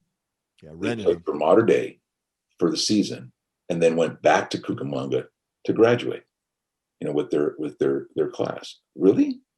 You didn't think enough of them to play with your buddies, for that season. You went all the way to Santa Ana to play for a school. I mean, because of the whatever the thought process was in that, I'm going to get a Division I scholarship. If you're good enough, you're going to get a Division I scholarship, man. If you're that good, you're going to get something, right? Regardless, right? And Cucamonga is a great school. I mean, they're a competitive school, man. They're in a great league, a baseline league, whatever. I can believe that. But it's that whole concept. Those guys don't care about Mater Dei. Right. They'll never care about Mater Dei. Right. Back. So, that's a two-edged sword. You kind of sell yourself to the devil a little bit, but to win a bunch of games, but at what cost? What has been the evolutions in football that you've really enjoyed? I mean, you've had a decent 4-decade career. What are the things that you really liked? Like, man, this is neat. Anything? Oh, there's a bunch of stuff. I mean, you don't do it for 40 years and not like. I mean, all the stuff we've talked about today. First and foremost, all the relationships that, the guys that I have been around, oh my God, there's a guy that I still, I admire tremendously, a player. His name was Barry Wiley, right? Goofy name, BJ, right? And this guy played linebacker for us in 95 and 96. He went on to West Point, and I sold him on the West Point, thing. There was no direction. And I said, this is a pretty good offer for you. Yeah, And yeah. it's a chance to play Division I football and get some discipline and learn some things, right? And so he ended up playing for West Point, and now he's a big time guy for Cisco Corporation. He's a project manager, and a guy, he lives in a nice area in Santa Monica, wherever he lives. But the bottom line is, this guy was a great human being.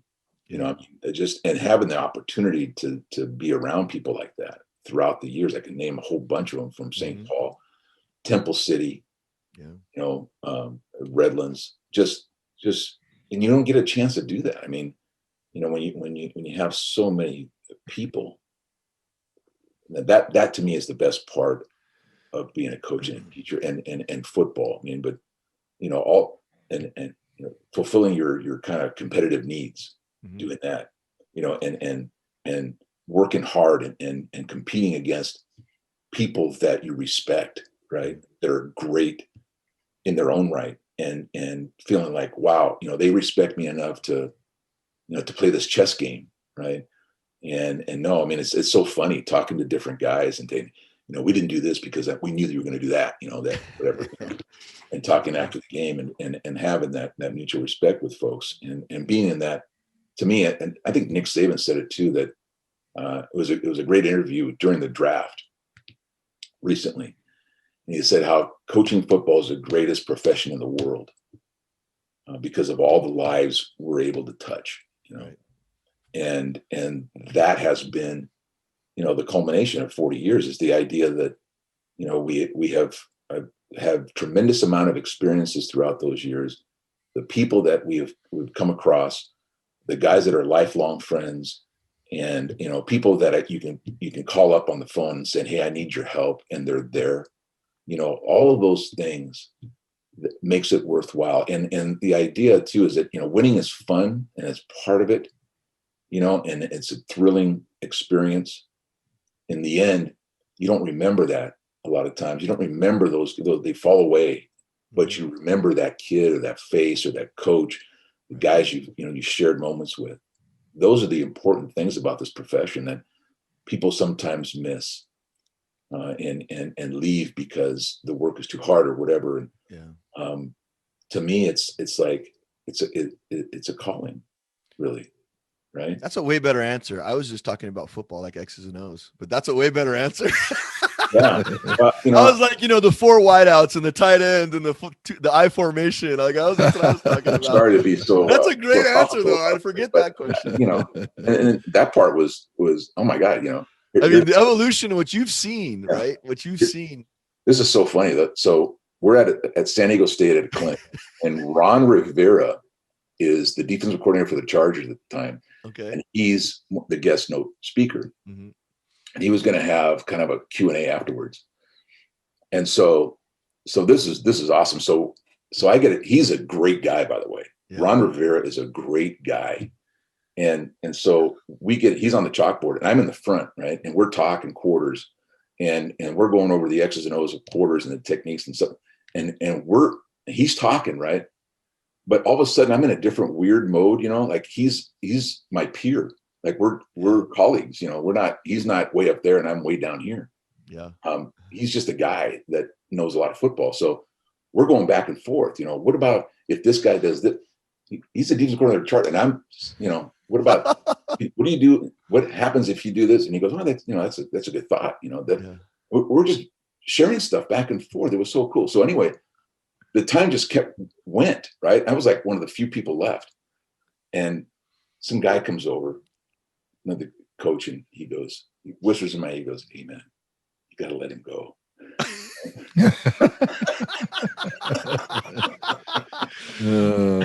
What I tell you, Tommy, the last guy with the chalk wins. Yeah, whoever's got the chalk wins. Oh, that's awesome. That's great. Well, I'm telling you, it's fascinating, Coach. I'm thrilled to get a chance to talk about all this stuff for you. Tell us a little bit about what you're, coming to the end of a long career and reflecting back. It's been nice to hear you share about all those things. And what's the future hold for you? What do you want to do going forward? What's the fun stuff? Well, I hope that we can travel a little bit. I really want to see a lot of different things that I haven't opportunity to do before, but I want to do that. That's for sure.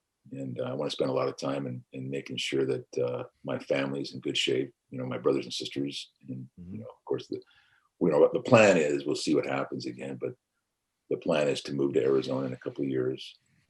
My son and his wife will be there. My son just got a job at ASU, and oh, congratulations! That's cool. Yeah, his wife's family her family lives in Scottsdale as well. So the whole crew is there, and we're going to probably move to that area and finish it out there and be there for my family, whenever they need me, or whatever Nice. I need them. But yeah, so that's the plan. We'll see. That's talk about a 5-year plan, right?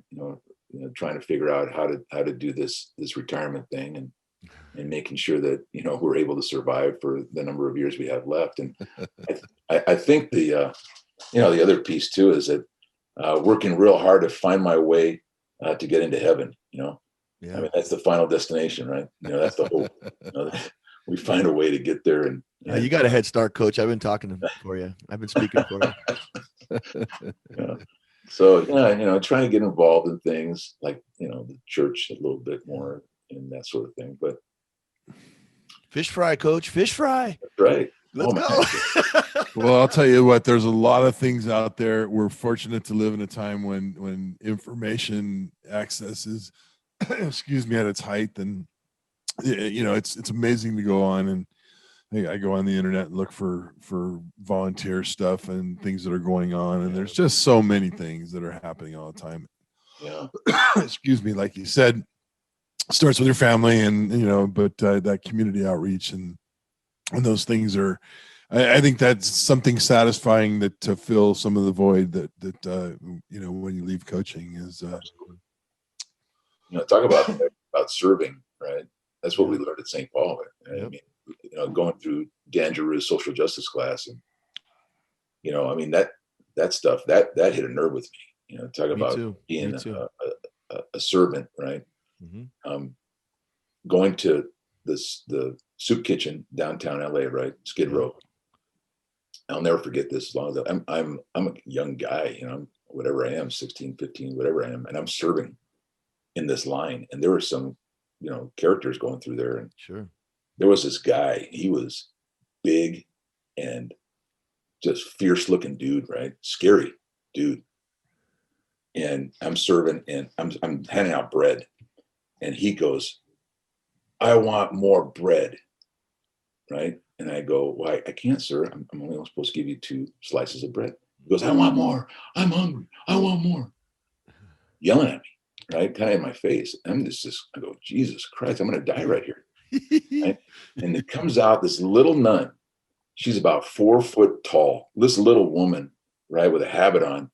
And she is waving. She goes, "You better stop yelling at this young man, or you're going to leave here with no food." Just like that. I'm just going, oh my God, right? Right. The power of this woman. I mean, that whole thing was just stayed with me, right? All right, Coach. Just real quick, because we're gonna make some compilation videos. What's your desert island 5 records? So if you have to go on the desert island, what would you like to take with you? Oh, geez. See, that's the thing. Santana. I know Santana's in there. Yeah. No. Well, there's just so much. I mean, it's eclectic. The Havana nightclub or whatever. It's crazy. No, so I got to go with Kenny Chesney. Is one of my favorite. Oh, right on. Artists. I really like that. Christopher Cross. Guys from the '70s, right? Neil Young was great for me growing up, and Gloria Estefan. Oh yes. There's an album called Mi Tierra. I will always play that. That's really special for me because it goes back to my roots. I put Linda Ronstadt on the playlist last night with the La Cigara. One of my favorite songs of all time is that album. Holy smokes. Is unbelievable, right? That one, I saw her in concert. I actually saw her in person. During that album, when she was singing Spanish? She was, Canciones de mi Padre, right? Mi Padre, that's right. and she, oh my God, what an incredible voice. Well, La Cigara is my favorite because she just shows off. She's just showing off. So, it's a very simple song, and you're like, la, la, la, la. I was like, Yeah. So, Talk about an eclectic woman. wow. Her life. Oh my God, what a great story that is. Mm-hmm. Yeah. So, and Goofy, I know it's goofy, but Michael Jackson is incredible. I mean, what an unbelievably talented artist. Goofy guy. Yeah. A little strange, but yeah, sure. the talent that he had, I think it's surpassing. But you go on and on. I again, just an eclectic iPod full of music. The Rolling Stones. Yeah, of course. And especially the guys from the 70s and 80s. Mm-hmm. Yeah, who is one person who made an impact on your life that doesn't know it? Oh my gosh, maybe Mike Warren from UCSB and Lompoc. Look at that. I don't think he knows it, but is he still around, Coach? Is he passed? I don't know. Yeah. I'm assuming so, because I might have probably heard if he had passed away. Yeah, that's awesome. We'll have to send this to him. What's one thing every young athlete should know? Oh my gosh, God, that's actually a semester course. Right. Master class. Yeah. That life is difficult, and that we've got to do everything we can to feel comfortable with adversity, to be able to deal with that and make peace with it. That you're going to go through situations in your life, and you've got to get through those situations. Understand the idea of discipline, being able to do the things you don't want to do, but you have to do, and you got to get it done, and making the choice to get those things done, having the discipline and the perseverance to move on, to be committed to something. Yeah. That's your passion, that you go get it, right? To understand that, and to understand whether or not, don't have illusions about something. I wanted to be a fighter pilot at one point in my life, but there was no way I was going to be a fighter pilot. My eyes are terrible. Oh yeah. Right. So, I mean, there are things that we can do most of the time, but there's things we can't. The idea of you can do anything you want to, you put your mind to it. No, there's a little bit of, it's a little tricky right there, right? But it's the idea of finding something that you're good at, that's your passion, and be willing to commit to it, and do everything you can and make the choices and decisions to get to that where you want to go, right? Nice. You're in college and you have a choice, you got buddies, and you got to get some homework done. You got to get this thing that's due tomorrow, or it's due at midnight or whatever. And your buddies want to go to the pub, right? Have a few, but you make the decision at that point. There's so many decisions in your life, the choices you got to make. You got to make a decision at that point.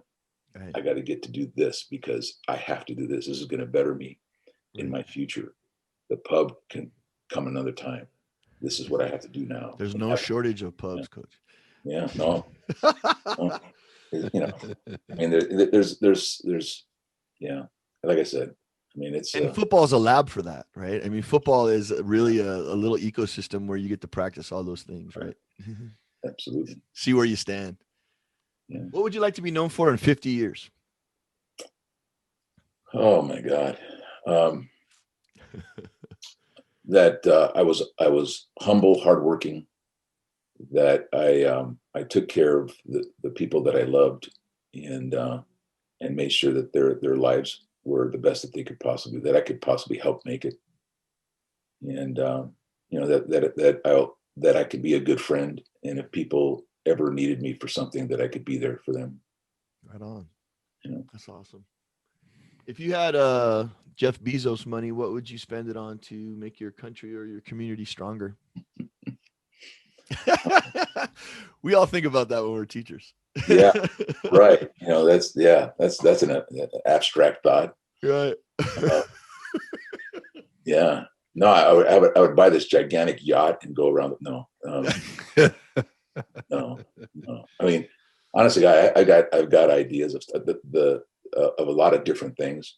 And I tell my kids this too in the classroom. If I were the grand poobah, I would have a situation where every kid that graduates from high school at the age of 18 goes somewhere around the world, a third world country, or even maybe at America. Pine Ridge, reservation. Pine Ridge. Go to places that are way, way worse off than we have here, that you have here, and do something to help and experience that society. That is a tremendous education. I've had the opportunity to do that myself. My sophomore year, I went to Venezuela. I went to a small little town called Punto Fijo in Venezuela, a small fishing village. My uncle was a priest there. His sister was living with him at the time, who was dying of cancer, my aunt. Wow. And she wanted to see us, my cousin and I. And we spent the entire summer there. Living we talk about it in the United States, and a lot of times we see poverty, right? And we think, oh, those people are very poor. The government tells you you're poor because you make less than this amount of money, right? You have the poverty line. Mm-hmm. And yet the poverty that we see in some of these places, you would never know unless you experienced it and lived with it. Being out on a fishing boat with those guys. I'm 15, I'm working on a fishing boat out in the ocean with the net deal. And, you pull the nets out, and it takes all morning to spread that net. It's huge, right? And then they would eat fish, and then they would nap for a bit, and then they would start pulling those things in, right? And so I was working with some other young guys. There was a kid that was my age. That guy, and I'd been already a freshman at St. Paul, so I'd been in the weight room, and I was fairly strong for my age. And that guy, skinny guy, no fat on his body at all, thin rail of a kid, but can hold two of these gigantic ahi tuna fish in his hands like this, and I'm trying to pull both my hands up. He's got them both in his hands like this, right? And experiencing that is just an education you cannot have unless you experience it. That's an interesting thing, because I feel the same way, like just on a more micro level, like we should just spend our senior year in another part of our country. Yeah. You should go live down south. The people in the south should go up to the north. North people should go to the west, Yes. Just because we have this division. I was thinking about the division in our country, and it's just a matter of not knowing, and being such a diverse place, you don't know. Because we have students coming from Europe all the time, exchange students. And I'm like, this is a great thing, but what about just going to Alabama? That'll wake you up. That'll be a slap in the face, Walking into somebody else's moccasins for a while. Yes, sir. Yes, absolutely, sir. Right. We get to learn about other people. I mean, I remember coming home that first trip from Pine Ridge and being exhausted. Yeah. Not because we ran around and coached, but I was just emotionally drained. Sure. And we're in America, That's the frustration part of it too, right? Is this idea that we can't help them. We can't help everybody. No. That's the frustration part. It's like our city, right? In Redlands, we have people that are homeless, right? And that's another thing I would do if I had that kind of money. Yeah. So we have this huge vacant Kmart. It's a huge building, right? It's boarded up. This gigantic place, right? But why doesn't somebody think about all these people that are in the winter? It's colder than hell. And these guys are in tents. Right. How about we build a facility in that Kmart? We have separated places they can go actually spend the night if it's just a night out of the cold or something. Do something with that eyesore of a building. Right. If I had a bunch of money, I could build that up into some place where those people could stay. Yeah, put some showers in there. I mean, yep. The poverty thing is something I'm really interested in, and why this happens. Why are people living in squalor? What's the difference there? What's going on? If I had the ability to get people in a think tank that are really smart folks and bring them together and talk about, what are the ideas? What can we do? How can we change this situation? And let's get something done. Instead of, I hate this thing about the Congress. We're in this committee to go in this committee to be in this other committee to make a decision about this other committee. And finally, it's like, really? You're just walking around in circles and not knowing what to do. And instead of let's do one thing at a time. Right. Right on. Yeah. Well, let me do I'm going to give you the speed round. We give everybody, this is the psychological portion of I'm sure you've heard this. You're a big fan of this. Is this your psychology of stuff here? Yes, sir. Yeah. Because class? we always have these themes, that we're talking about on the podcast, but then this is really getting to know you. And I have this thing with Colleen where I can pick what you're going to pick. I think I messed up though. I thought you might pick the Beatles over the Stones, but you said the Stones a minute ago, and I was like, "Oh shit, yeah. Coach is an enigma." Yeah. You are an enigma, Coach. I'm telling you. Yeah, no, yeah. All right, let's give it a shot. It's just whatever pops into your head. The old Freudian deal here. Elvis or Jerry Lee? Elvis. Beatles or Stones? Stones. Chuck D or LL Cool J?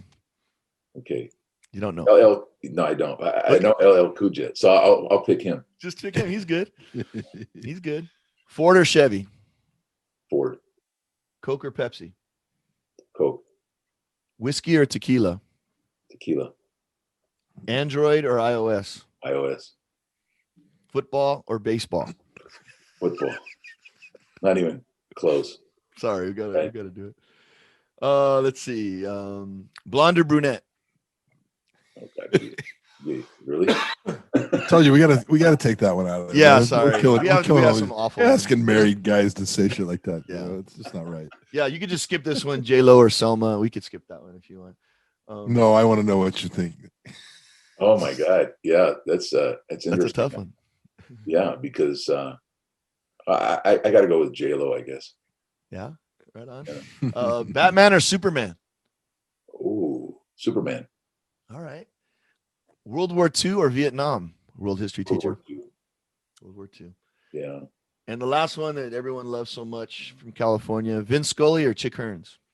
Oh, Vince Scully. Right on, Coach.